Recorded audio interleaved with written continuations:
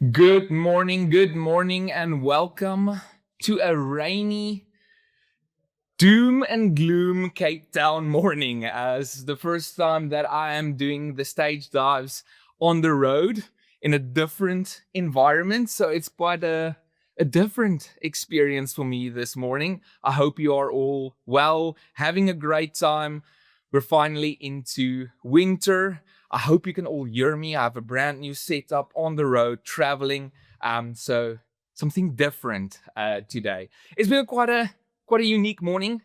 We launched our VR experience to our team members here, starting to build all our proposals and stuff in VR so people can experience it before we load into venues. So it's quite exciting times, and I'm glad to have so many people back on another stage dive.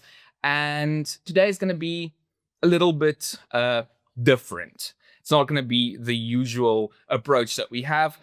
Today is about the reason we are all going to lose our jobs. And it's not about AI. So let's jump into it. We're going to lose our job because of irrelevance.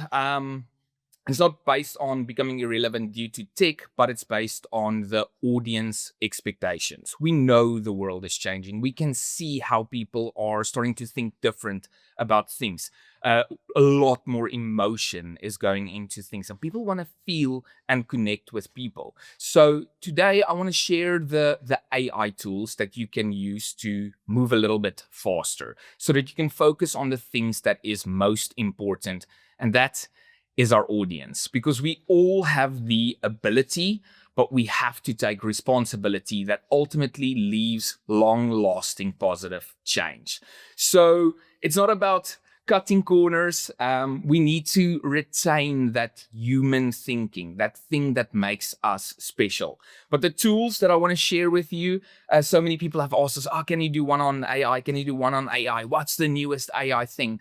And it's not about AI. It's about how we use AI through our own creativity, where we retain the skills that are vital, the creatives, to create something special, but to use AI to land our message. And we found that a lot of people in the creative industry have difficulties communicating their vision.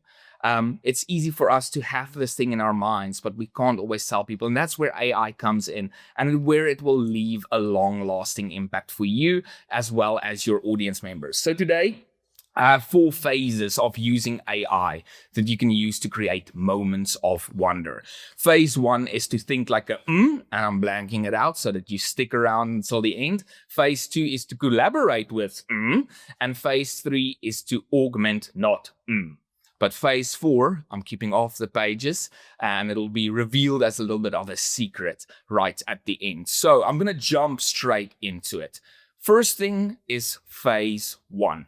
How do we utilize AI from the very beginning? And the most important thing is that you need to think like a strategist and not like a scoundrel. Before you just jump into AI, into ChatGPT, you have to prep, because there's a thing, shit in, shit out. And we want to make sure that we enable AI in the right way, that we can land our message, that we can communicate the key themes, and that we can achieve our event objectives. Because no one's in this industry just to have good scones and coffee. Companies don't spend millions just so people can stand around. There's certain things that we need to achieve. So before we launch into AI, first, we all have to pause. We have to stop, and we need to ask ourselves, what pain points are we solving, and who are we solving it for? I just want to move here to the chat just so I can see if something comes in. So when we need to solve any sort of pain points, we have to understand our audience members. And this is where that little bit of effort really makes the difference. You have to understand your audience journey. We have a complete audience journey map here at Multimedia that goes through the entire experience. It looks at the emotional state of the audience member. What are they feeling? Do they have fear when they arrive in a dark parking lot? Do they have fear when they arrive at a venue and there's no one there to greet them? We want to understand our audience and understand that entire journey, because we need to utilize certain triggers, certain emotions, the individual's history, and their dreams to really create some sort of change long term in them. And then when we have that, we have to look at what are our strategic objectives. Why are we hosting this event? What do we need to do? What's the long-term positive change that we want to see in our audience members? And ultimately, what does success look like? Because if you understand those things, you can have a chat with AI, you can provide AI with value, and you can have the change that you need. Also, what's the key themes and core messaging that you want to share with your audience? It's not just, I want an event. No, what are we trying to achieve? And ultimately, what additional content can you provide AI that would elevate its thinking, its approach? And this is where the magic usually starts to happen. Because, ladies and gentlemen, working with AI, this first phase, it's pre-production so that you can create your pre-emotion. What's that thing that you really want to elevate in your audience members? And then you need to feed AI with the right ingredients. Or ultimately, you will get some digital soup that doesn't provide any sort of value. No AI tool will replace that core human thinking around feelings, around emotion. But it starts with you having to do your homework so that we have a purpose and we understand the needs of our audience members. So, what does something like this look like? Where do we start? So when we have a audience profile, we can understand their audience, the experience. So we need to put a lot of work into this thing. So as an example for today's stage dive, we're going to look at, let's say we have a financial event for brokers to get them a little bit more comfortable with the use and influence of AI in their day-to-day lives. So we understand based on our audience that they are primarily perhaps male. They're 35 years old to 60 years old. Why that age range? Because we know that people that are a little bit younger use it a lot more. They're not scared of it. They're excited by it. So when we understand these different ages, we can start to look at those individuals and really understand their needs. So our audience primarily exists out of millennials, Gen X, and the baby boomers. So what do those people then look like? So baby boomers experience a completely different upbringing than the other generations. It was the time of the moon landing and things were crazy. There was certain financial turmoil.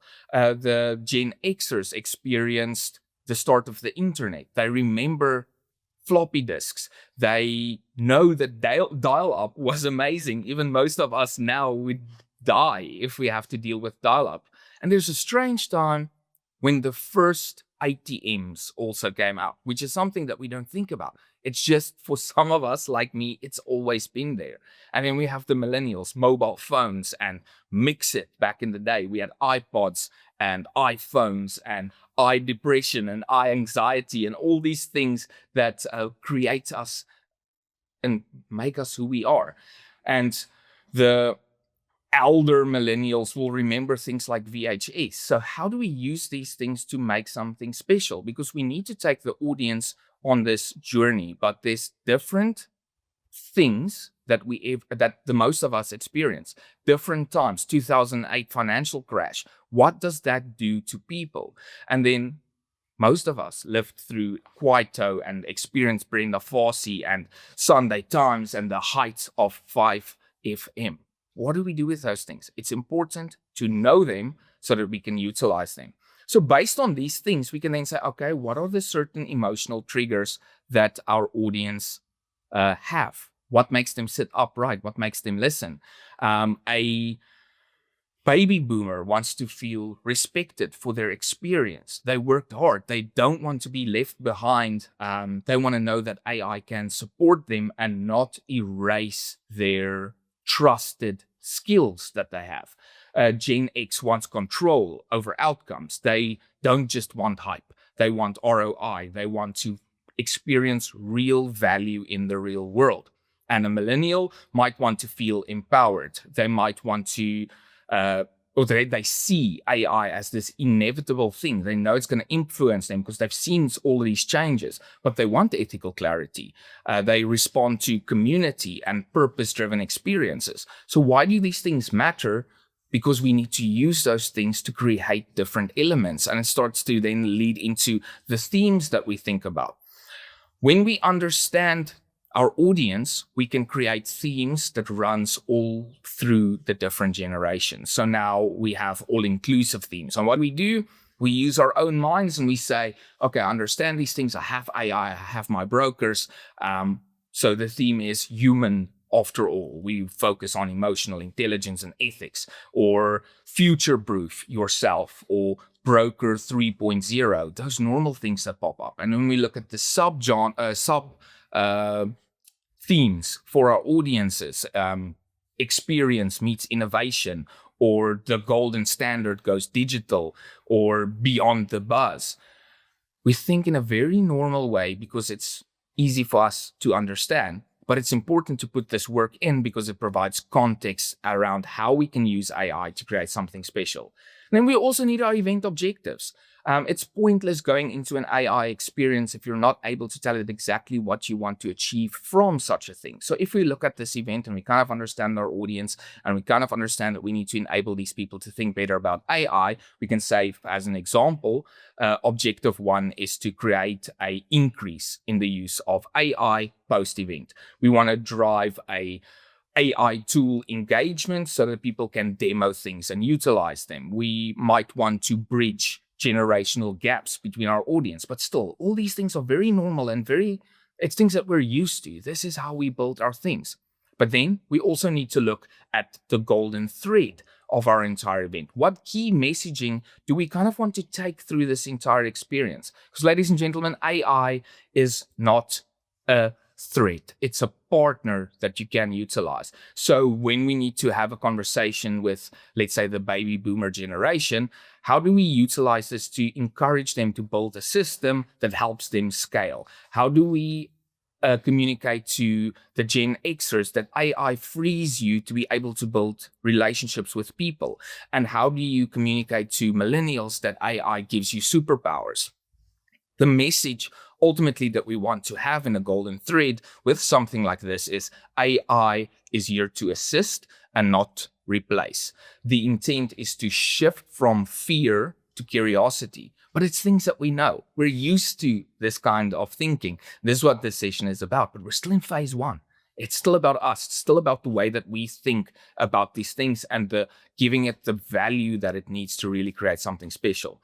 And then we need to look at what additional context can we provide AI so that it's able to think a little bit different than us. What I enjoy doing is providing AI with different books that thinks the opposite to what I think. So when we work with an event like our example here, we can then say, okay, cool. Here's all my information on my audience. Here's my golden thread. Here's my objectives. Here's my audience profile.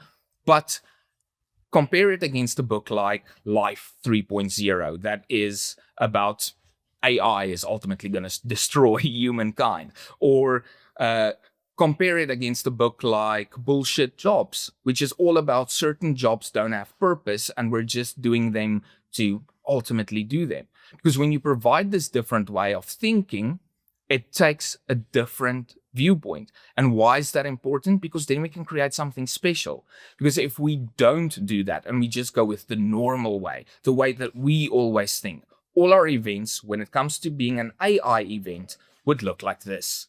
The normal look. The thing that we all expect. We walk in and it's some cyan color with some graphic on stage and massive AI words, and it becomes boring. And everything starts looking the same. Because we feed from each other and we all have the same kind of thinking, we don't push ourselves. And that's where AI comes in and it can assist you to create something special and unique. So now we have all this information and we're like, we don't really know what to do with it. And we need 15 people in a room to think about stuff. Then it allows us to move into phase two. And phase two is all about designing. It's where you collaborate with the machine and you don't compete against it. You don't have to approach it out of a place of fear. Now, once we've defined this human truth, our bot can then start to boogie. So now we can say, okay, what's the first thing that I want to use?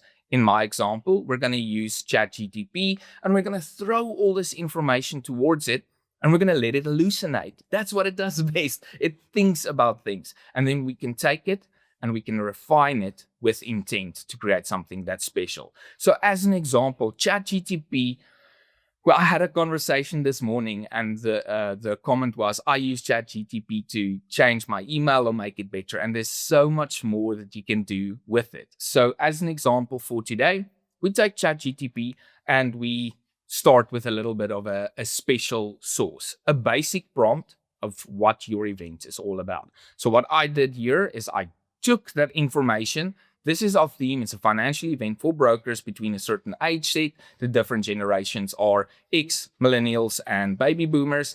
And we want to create an event for them. Please provide me with event themes, but think of something special and unique. As an example, I said to it, take geisha and country rock, fuse them together, but don't use my options. Now, if I tell you, hey, I want a corporate event that is as a design theme of geisha and country rock, you're going to be like, what the hell are you talking about? And this is where ChatGTP really creates something special and unique. So here are some of the options that it gave me. Wall Street Noir with Cyberpunk Tokyo, Mad Men Office and Silicon Valley Garage, and then James Bond Villain Lair with a neural network grid. So I said to him, oh, fantastic, love it. Please, can you take number 2, Mad Men, and just give me a little bit more? I want to design a concept from it. I want to know what you think a stage look and feel could look like. I want to know what you propose for the foyer. What could an invite look like based on all the information that I've already given you so far? And then it jumps in and it starts working on things and it provides you with a visual design. I see that there's this mix between wood and digital. You can have certain props in place. This is where certain people can sit. This is where your set design can look like. And it starts providing you with things where you start to think a little bit different around it. So that's ChatGTP. Then the next option that we can look at where we can start to utilize some things is with OpenAI's Sora, the image generator. So as mentioned, if I go up to a designer, a set designer, and I tell them my theme is Mad Men fused with a startup garage, they're going to look at me quite strange. So now you can go and you copy those prompts that ChatGTP has given you and you copy it into Sora and you tell it, I have an event for a financial sector. Here is my design themes. What do you think something like that could look like? And then it starts providing you with images. Now, this is not a final design, but it allows us that we are able to communicate a little bit different with our designers so that they're able to create something special for us. So they understand that there's this wood tone. They understand that there's this digital neon design. They see that, okay, cool, there is some 1960s, 70s elements in it, but it's also pushing it a little bit more to a digital side. And we start to think different. It's not just cyan and lines on screens, but how do we bring in warm tones? What do those tones do on an emotional level with our audience? How does the lighting react to that? Is it a deeper amber color? How does the cyan lighting influence the audience? And we build this experience that has a impactful thing on an emotional level for our audience. So once we have these designs, we go back to our ChatGTP prompt and we start looking at the different things that it says. I'm like, okay, cool. I want something for the foyer, different breakaway pods where people can sit. And it makes recommendations. You have the Draper Wing for those of you who have watched Mad Men in the past. Very cool show. It gives you some context around the garage lab and what that startup thing would look like. And then you copy that and you go back into Sora and you tell it, wait, this is what my foyer would look like. And this is the kind of images that it then provides you. So you know, in my foyer, I have this very deep, rich wood lounge environment, but I also have the startup environment, and things start to blend and you can move between them. And an interesting thing is that you can also see how your audience responds to the different environments. What pulls people in? What makes people comfortable? What kind of conversations do they have in the environment? Because those information influences the next recommendations that we make in the future with our events. So with ChatGTP as well, I prompted to give me something unique and special that can be utilized for engagement. So when we talk about engagement in events, I tend to get a little bit frustrated because the thinking is always, what kind of app can I get in place? How can people do Q&A? How can they rate certain things? And it's very bleh and not exciting. And we want to create stuff that is impactful and people can participate in the event and they can share their own stories. So I asked ChatGTP, what does this look like with an event like this? And it made a recommendation for an AI confession booth that you put in your foyer. So people can come in, you have this old phone, they pick it up and they can leave a message. Now, if you have a GoPro mounted inside that stand, you can utilize those visuals on screen during your event. So you can create custom sessions for every single audience member. You might not go through all of them, but let's say you have a panel discussion around the fears of AI, as an example. One person might be a millennial, one might be a baby boomer, one might be Gen X. So now they sit on stage and you play those videos that people submitted in the foyer. And we can have conversations about what people are feeling and not about our opinions as event creators. Oh, I think they're scared of this. I think they feel that. No, now we put them on stage. And I think that's a very special thing that we don't always think about. And AI can create those unique things for you. It might not look like this. You might change it completely, but it allows you to think a little bit different. So then I also said to it, okay, please provide me with an agenda. And it did a complete breakdown. But am I going to use this? No, I'm not. There's certain messaging that I want to land, but it did provide me with a very interesting thing. And it started talking about breakaway rooms. And its recommendation was, don't do breakaway rooms based on different themes, but focus it on different generations. So now you have a breakaway room for baby boomers where we can focus on those things of not feeling inferior, that you are valued, that you have the right skill sets, but you need to elevate yourself through technology. It provided an efficiency side for the Gen Xers where you can be faster, better, win more than anyone else.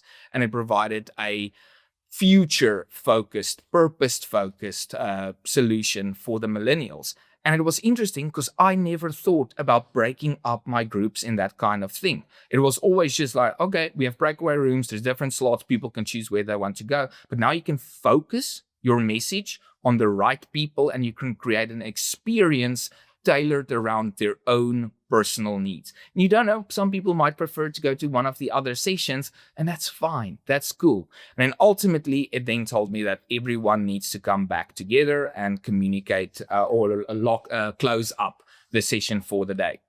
So I then said, okay, cool. Thank you very much, Mr. ChatGTP.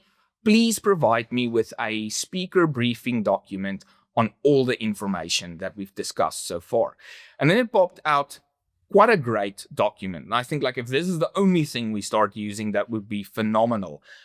We've realized how people are scared to have certain conversations with their speakers. You think you hire a speaker to come and talk about AI and you need to leave them to their own devices, but you have to communicate certain things to them because it's important for your audience. I'm not the hero in the story. You're not the hero in the story. And the speaker is not the hero in the story. The audience is the hero. We need to equip them with the sword and the shield that they can go out and go and fight the dragons. But our speakers need to know what they need to do.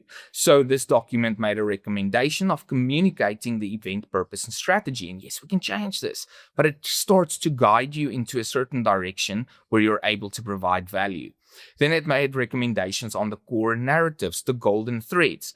Those things are important between all the speakers. So throughout an entire event, we know we're hitting a certain beat all the way through. Bam, bam, bam. So by the end, our message has been delivered. It's not about the speaker's ego and how valuable their information is. It's about how do they use the information so that you are able then to deliver your message that you need to deliver throughout your event. Then it also provided a audience breakdown, which I think is great. A lot of speakers don't get this information.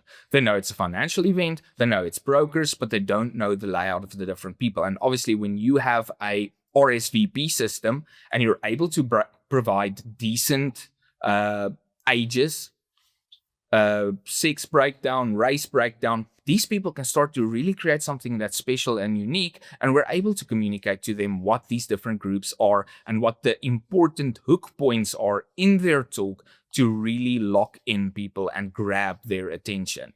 And then it also provided me with the tone and the delivery style with some guidance on slides, but we don't really always focus on those things here at Multimedia. We design everything ourselves to make sure that it's within the overall theme and CI of the customer. But it really provides you with deep, meaningful things that speakers can use that they're not provided at this point in time. And it's quite difficult for us to actually go and sit and type all of these things out ourselves because we're not sure. And with AI, it's literally seconds and it provides you with all the things that you need to provide a document like this.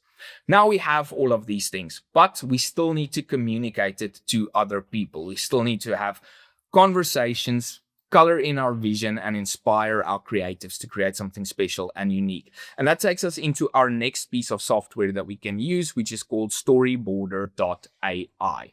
And it's not the easiest thing to use. You need to get used to it, but it's basically a complete storyboard process that generates things for you automatically. So it starts quite basic, like with all the AI things, where you just put in a basic prompt and then you start building and building and building. You are able to put your entire event script into the software and it's able to generate images for you. Now, ultimately, the main source of use for this was for the film and ad industry so that people are able to communicate their vision.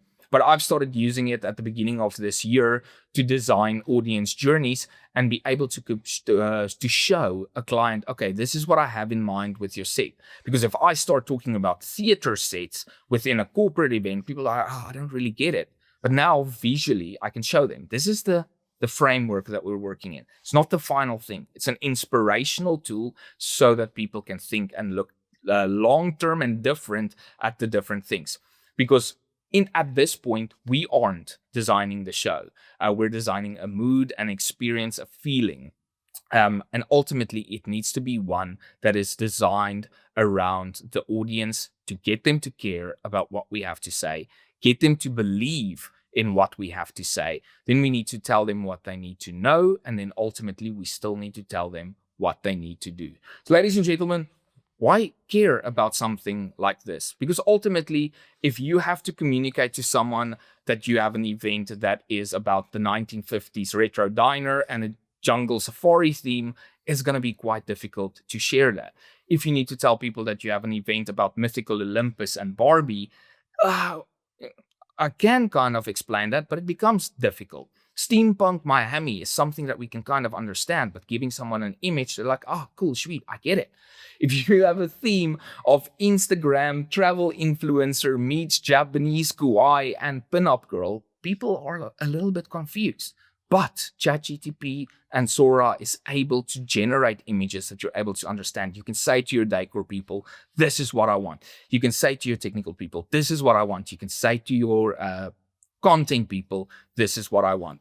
I tried to push it as far as I can. And at one point, I told it that I have a watercolor, floral, World War II, Dutch resistance theme. And this is what it sent me. And I was quite surprised because what the hell is a watercolor, floral, Dutch resistance theme for an event in any way? But still, it provides you with things and you're like, wow, some of these things actually comes together and you're able to have conversations with your suppliers and your team members. So when we have these images and we have this information sheet of all the different things that's important, we can then move into phase 3. And this is where we create, we augment, and we don't outsource. We can outsource to AI, but we should never get rid of the creatives and the specialists who do the things correctly. Why? Because you don't want people walking into your venue saying, this feels like AI. We've all gone through it over the last few months. You look at a video, you look at an image, and you're like, is this AI? I think this is AI. This feels like AI.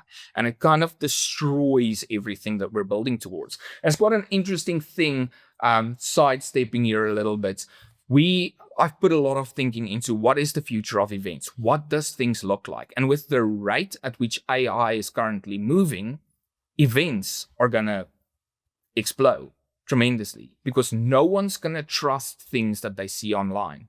You might have a session like this and people will be like, is it real or is it not real? I want to see you, because seeing becomes ultimately real believing, and our events will grow and grow and grow. And these wonderful tools that we have here and all the content that we watch is going to start dropping and dropping and dropping because I want to experience something. And that's where our creatives is going to have full control, because they are going to be responsible for that emotion to make sure that someone really trusts us. So with moving into your show design side of the event, people have asked us, what does the future look like for MCs and speakers? And there's various different options like Synthesia, which you can make your own AI MC on stage. Give it a script, a basic prompt, and there you have someone. What we started doing was not to just have this face there because we can say we have this face here. In the past, we created an event where it was a musical piece, orchestra, battling against this AI being. So this AI being was the narrator of the show, but it started playing God to a certain degree, thinking it's better than everyone else, while the humans were making music and influencing this thing. And it creates this unique narrative in between the two that everyone knows that that is an AI thing on screen. It's not a gimmick. It's a character that's become part of this thing. It has its own traits, its own fears, but that's the way that we influenced it. We wanted to give it some sort of purpose. Then other options for things that you can use is when we look at voiceovers, there's something called 11 Labs, which is a fantastic piece of software. We spent quite a lot of hours tinkering with it to make sure that we get an authentic South African or African accent out of it, because it is very American, it is very British, and they're starting to play around and create different things. But you need some creativity and you need some time to sit and tweak. What would it sound like if I added in extra vowels inside of words that it needs to pronounce? And you slowly but surely turn this thing into a true South African voice. And then you're like, wow, this sounds amazing. And then the next thing that we have is something called, there's 11 Labs for you. The next thing that we have is something called Suno. And this has been, personally for me, the most amazing discovery that we've come across. So when I started tinkering with this thing and what does music look like through AI, my vision was somewhere, and then I realized we can make diss tracks from this thing. So we started making diss tracks for our team members, making a song that mocks them.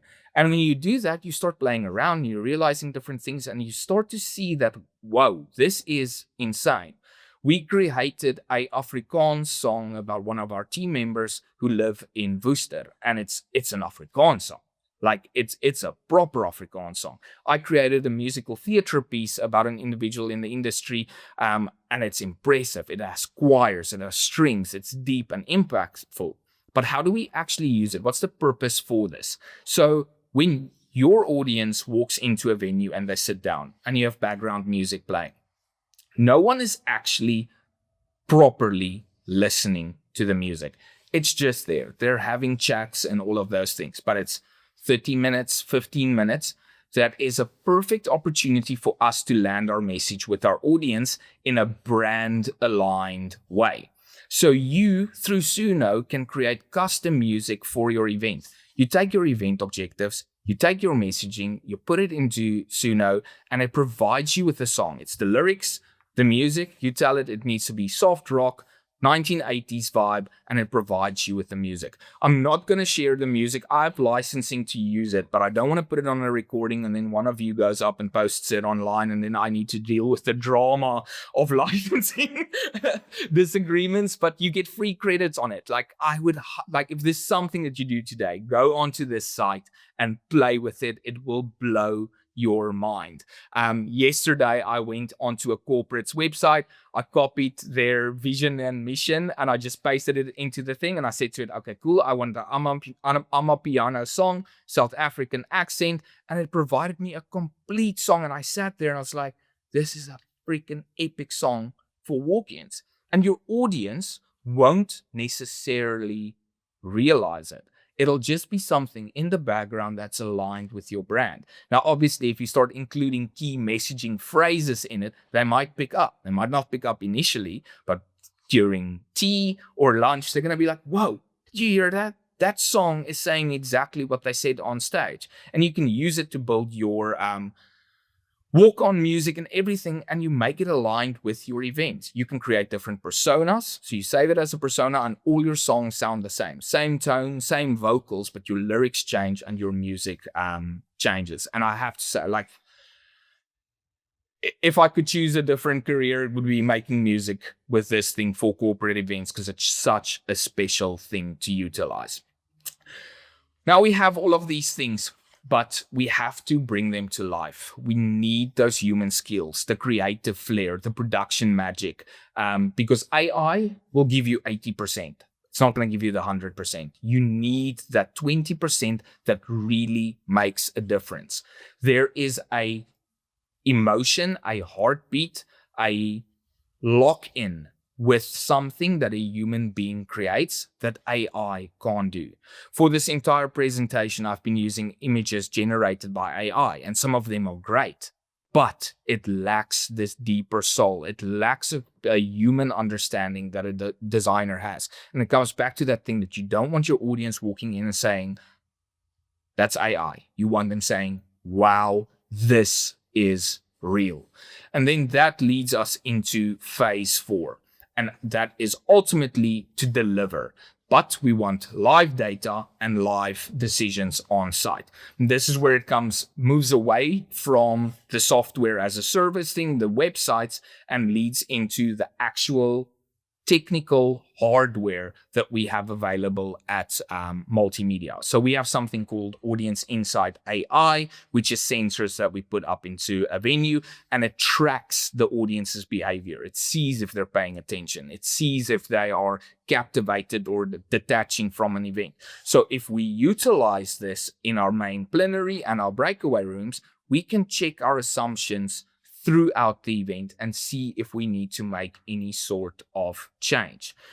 With this thing, you know that cool, speaker X failed. You know topic B was a massive success, but topic C failed, and you can start to adapt in the process. My ultimate opinion about the future of events is going to be a complete fluid experience driven by the deep needs of the audience and not just based on the message that we have that we need to deliver. And we're not there yet. We still need to catch up on a technical front and with AI, but slowly but surely we're moving towards that. So another option of technology that we have at Multimedia is called Modulo Pi, which is sensors that we put on the speakers and they're able to engage with any screen. It turns any screen into a touch screen and the content is an immersive experience. So now you have your show built by AI or information provided by AI. You have your messaging, you have your themes, you have your speakers are briefed in the correct way. They have all the information that they need. You have music that's playing that's written by AI. As per all that information, it lands all your messaging. You have Audience Insight AI inside the venue, tracking the constant behaviors to see whether people detach or they don't detach.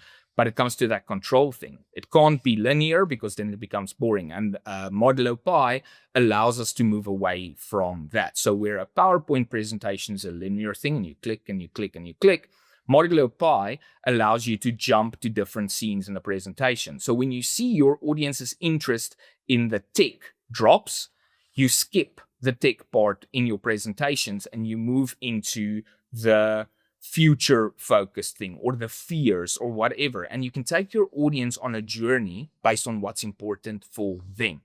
Because we want to walk out having them in a place where they're confident with AI.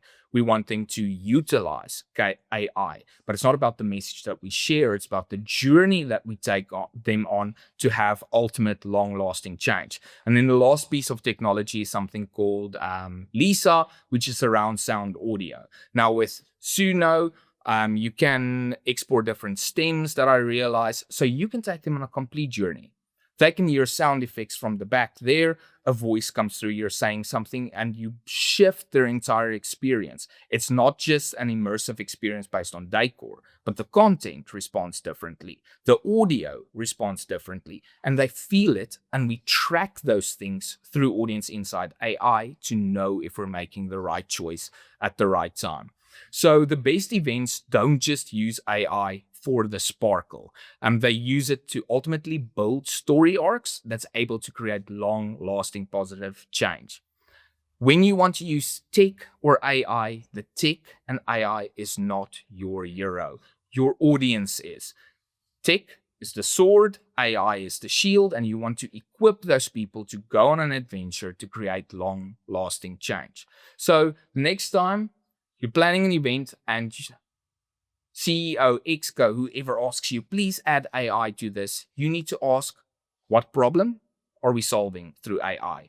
What feelings do we want to create in our people? And how do we design an event with intention, being creative, and create something that's unforgettable and unique through the use of AI and not just because AI?